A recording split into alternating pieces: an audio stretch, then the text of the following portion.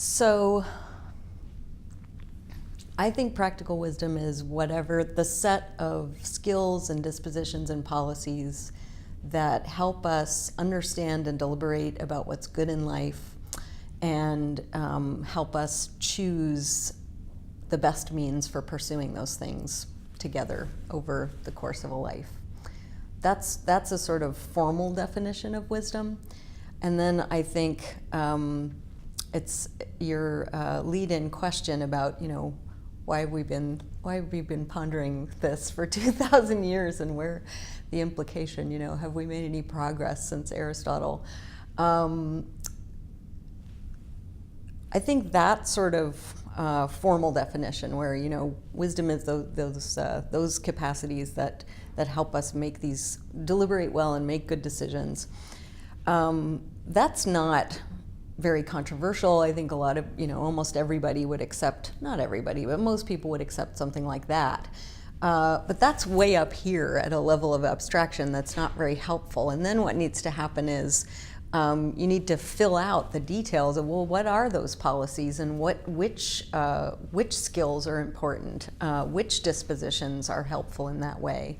So I think a lot of that's actually where I think philosophy and psychology can work together, is in trying to fill in the details of the set of skills, policies, and dispositions.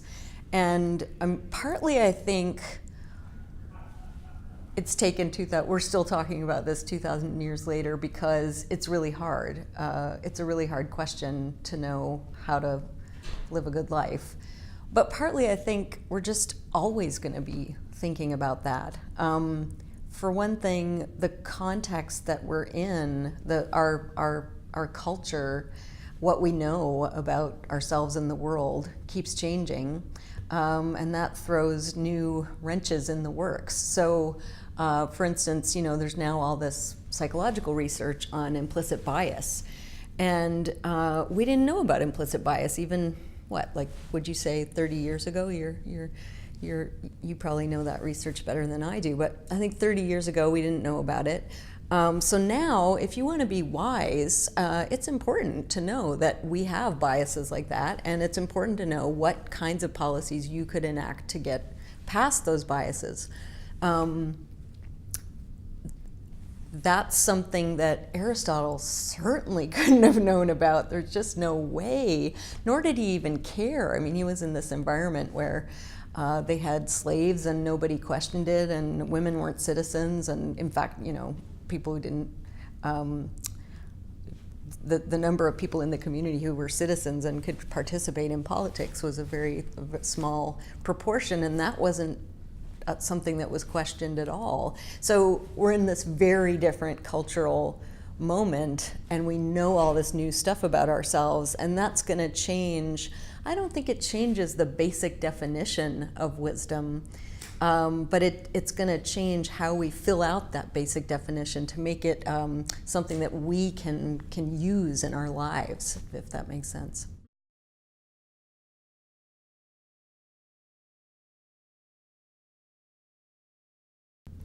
So, the folk wisdom, that's some psychological research that I benefited from a lot. These are studies that show what in philosophy we call the folk, which really means just people who aren't philosophers. That's what we mean by it. So there have been all these studies to show what regular people think about wisdom, and they think it involves deep understanding of complex problems, reflective capacities, problem-solving skills, and the motivation, certain kinds of motivations. So some people put that in different ways, but motivations to live a good life and also to help other people. So sympathetic or kind kinds of motivations are taken to be part of wisdom.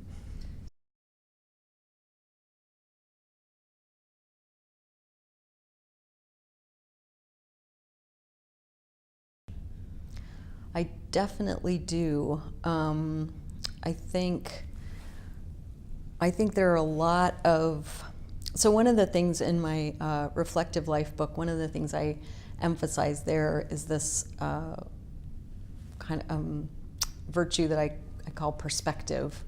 And I don't mean taking someone else's perspective, which I also think is important, but what I'm thinking of in addition is the need for a person to be able to shift your perspective from paying attention to, like a lot of people have jobs and they also have families. So when they're at work, they need to be focused on work tasks. And then when they come home and are spending time with their children or their spouse or whatever, or their dogs, at that point, they need to be focusing on those people and those activities. So I think we need, I think part of wisdom is the ability to shift your focus to the things, the valuable things in your life that are present in the moment.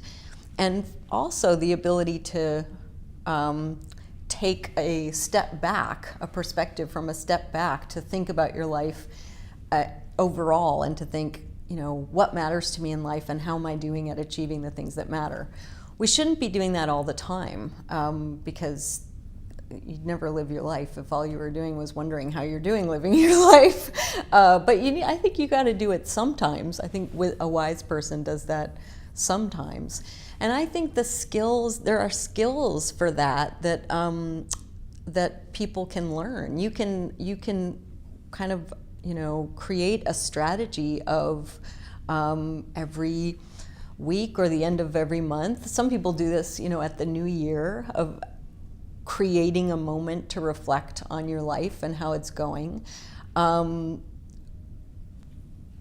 strategy that I think is useful, someone who, if you're in a period of time where you're really struggling with something, like let's say your job or your whatever you're studying in school, and you can't tell whether it's just not for you or if you're just in a rough patch, one thing people do is they'll say, okay, I'm going to do this for 3 months, and at the end of those 3 months, I'm going to evaluate. Well, that's a reflective strategy. That's a strategy of essentially, or it's a policy of forcing yourself to change your perspective, but not too many times. So you can say, I'm going to do this for a while, and then I'll reflect and see whether it's worth it. And I think those are absolutely skills that people can learn. I don't know whether, I think there are a lot of skills that are part of wisdom. The perspective is one of them. I think some mindfulness training helps people get into the moment where, to enjoy what's there rather than still being at the office when you're home with your family. I think there are a lot of tricks for overcoming bias. I don't know a lot of techniques or policies for overcoming bias. I think the one I've heard that's successful is actually just sort of talking to yourself about how you're not perfect and you don't know everything. You don't know anything. You do know. We all know something, but nobody knows everything. And I've heard that it's not useful to tell yourself that that there are these biases out there, but it is useful to tell yourself that you are fallible and that you're not a perfect knower. So I think there are all sorts of ways, little ways in which people can, move some of these skills forward, develop them in small ways at a time.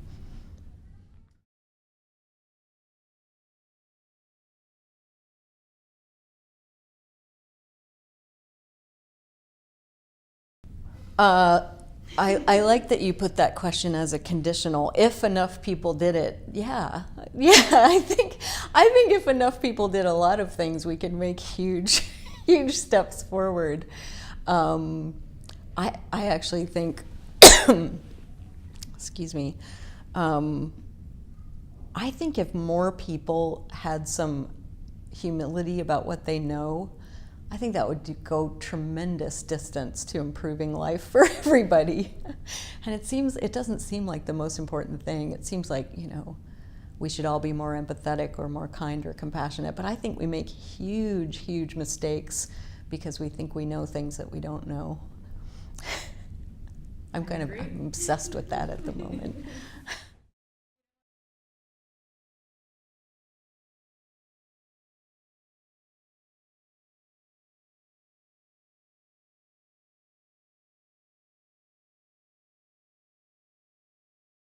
I think my work has been, I actually think it's been overly focused on the individual, and that I need to start thinking more about groups. And so when I started to think about it, anticipating talking to you, I thought,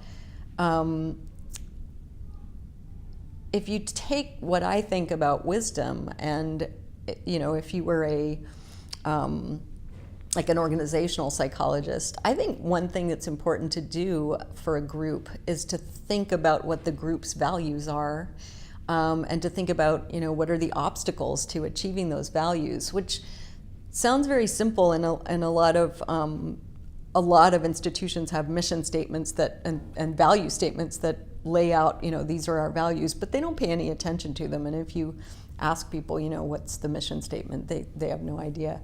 But I was thinking about an example of this at my own university, where we have a new provost who's a woman and a philosopher, who really wants to increase the diversity in the faculty. And so she brought this group from UW-Madison, they're called WISELI, Women in Science and Engineering Leadership Institute. Yeah, that's WISELI, I think it is. Anyway, they were fantastic, and they did this seminar for university people who were going to be on search committees and for chairs.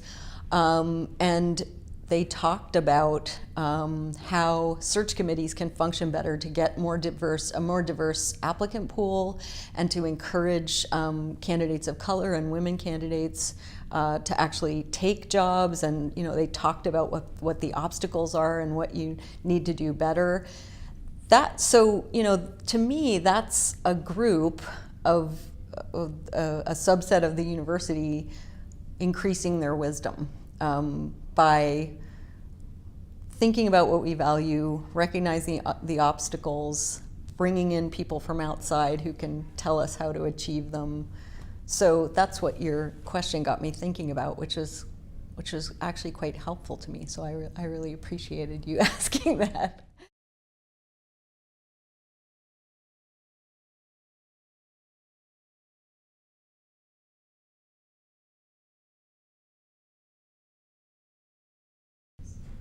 I really like this question too, and my answer to it ties back to epistemic humility, or humility about what we know, which will make Howard happy, I think. So my parents got divorced when I was 13-ish, and they both it's not that they confided in me, but I was old enough that I knew a lot about what was going on, and could see how different their two perspectives on the situation were. At 13, I was in no position to gain wisdom from this, but over the years, I've seen friends' marriages fall apart. I've seen other people's friendships fall apart. I've seen friends struggle with their teenage children, and I think there